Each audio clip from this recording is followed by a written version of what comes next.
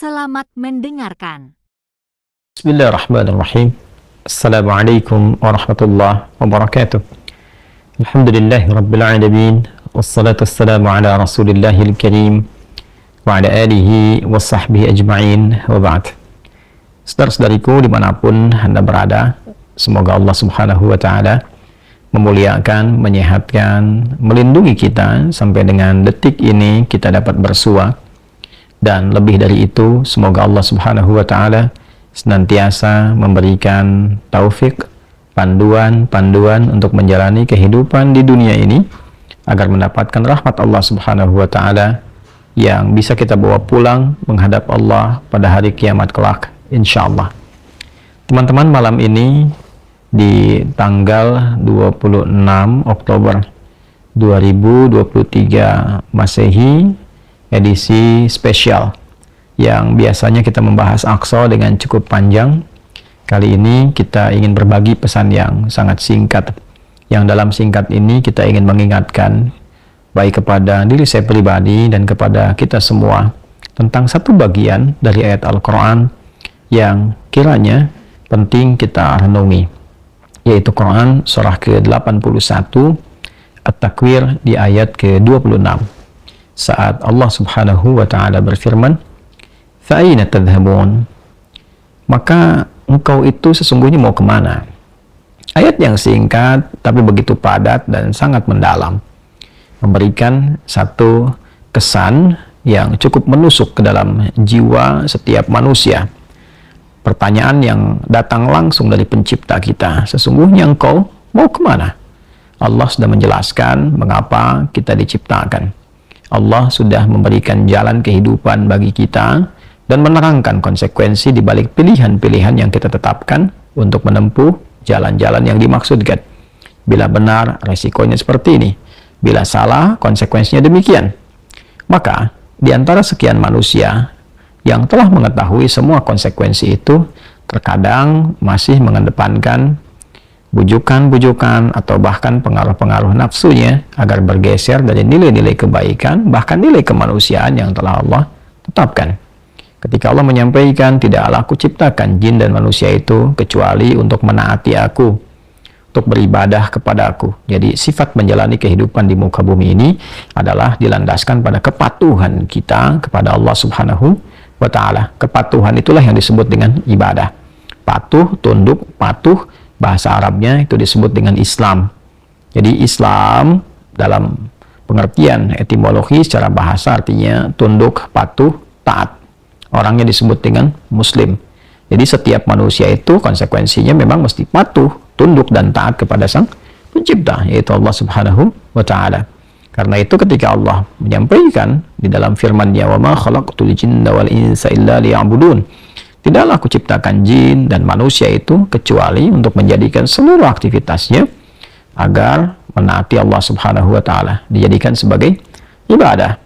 Jadi kita dari bangun tidur sampai tidur itu sejatinya adalah memetakan kurikulum untuk menaati Allah dalam bingkai ibadah, dilatih dalam bentuk ritual. Ritual itu untuk mengaktifkan titik spiritual kita, titik roh kita.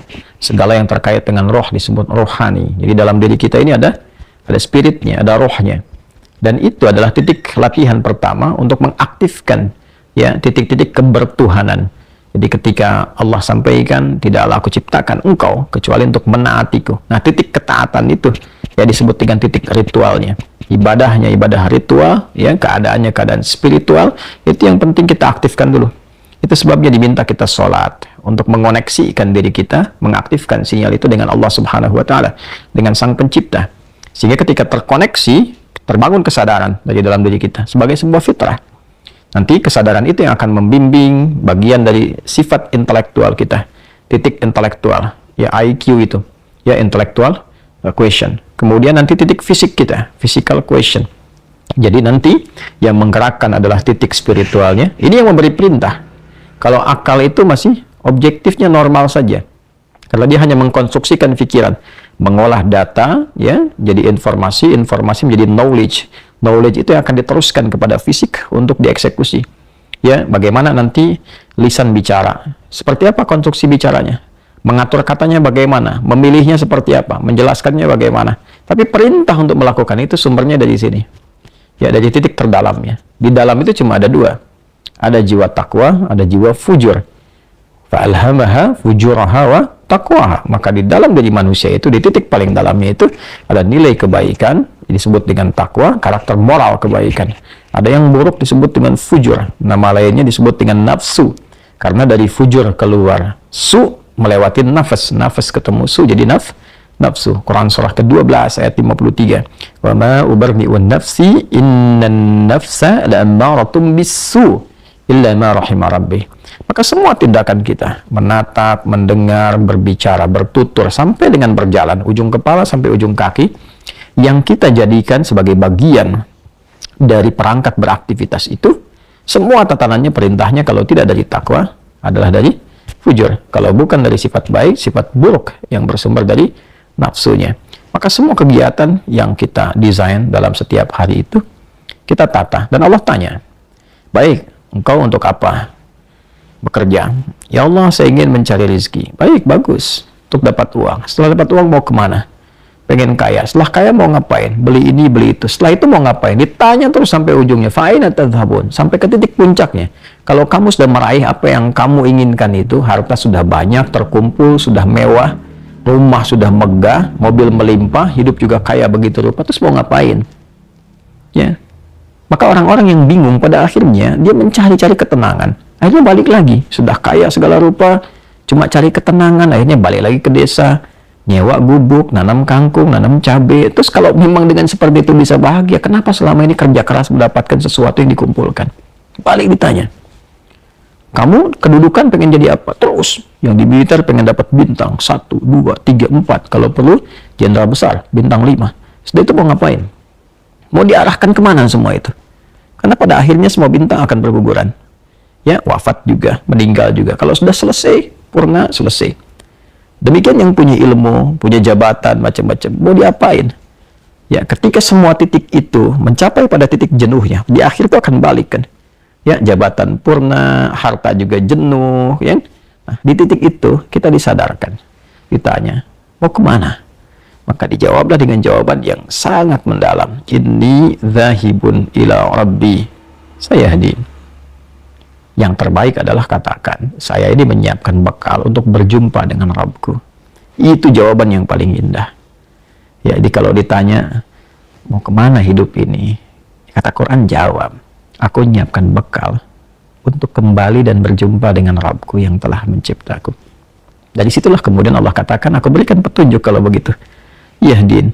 Ya, aku berikan petunjuk, kata Allah. Jadi orang-orang yang menyiapkan semua aktivitasnya dan dia lakukan untuk Allah, berjumpa dengan Allah, maka Allah akan berikan petunjuk dalam setiap aktivitas kehidupannya. Diberi petunjuk bagaimana mata memandang, telinga mendengar, lisan bicara, sampai kaki berjalan. Sehingga dia betul-betul menjadi pengabdi dari Rabb-Nya yang maha menyayanginya.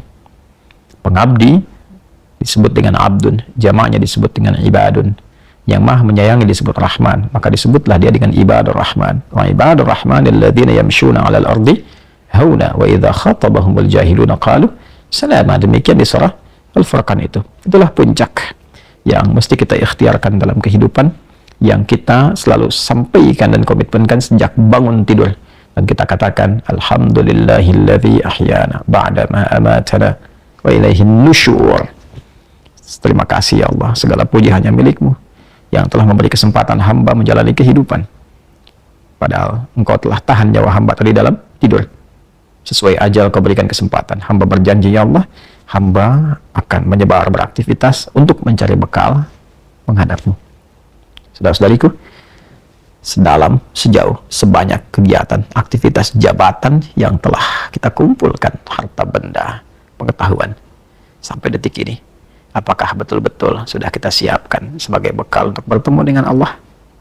Atau hanya sekedar mengumpulkan semua itu tanpa arah, yang pada akhirnya bertemu dengan kejenuhan kembali? Renungkanlah malam ini, malam Jumat. Jumat saat manusia pertama diciptakan, diturunkan dari surga, mengawali misi di dunia, diwafatkan, dan di titik itu kita akan berpisah dengan dunia. Saat azan berkumandang, nampak jelas seluruhnya. Semoga Allah muliakan kita. Selamat merenung. Allahu Akbar. Allahu Akbar.